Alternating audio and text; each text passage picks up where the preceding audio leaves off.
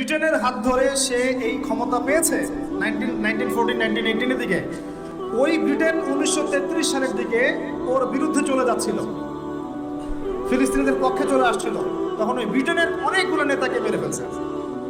এরা এই জাতি, এরা কোন জাতি? আপনাকে একটা আমি এক্সাম্পল দিয়ে বোঝাই। এরা হচ্ছে নবীদেরকে হত্যা করা জাতি। কাদেরকে বলেন? বলছি কোরআনে যদি এটা না থাকতো তাহলে আপনি বলতেন যে আমি মিথ্যা বলছি।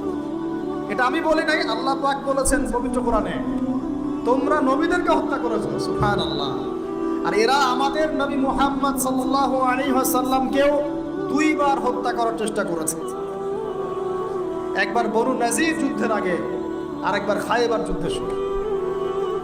ওটা শেষ করবো আমি ওইদিকে এসে। তো ভাই, আমরা যারা মুখ দিয়ে বলতে পারবো না তাদের ফাইল্লাম ইয়াস্তাতি ফাবি কলবিহি, তাহলে যেন অন্তর থেকে ঘৃণা করে। এখন আপনি বলেন এই হাদিসের আওতায় আমাদের ঈমান দিকে আছে না নাই? অ্যাটলিস্ট মন থেকেও কি ঘৃণা করে?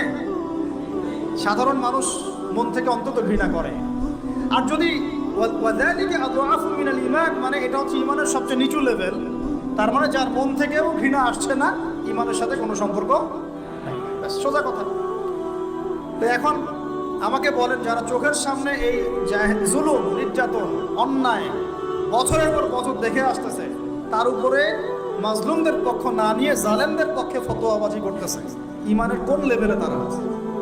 তাদের কাছে আমাদেরকে দিন শিখতে হবে, ওখানে আকীদার দার্স দিতে হবে, ওখানে আমাদেরকে সহিহ শিখতে হবে, সহিহটা শিখতে হবে। আর সমস্ত ওলামায়ে কেরাম মরে গেছে সারা ওয়ার্ল্ড থেকে।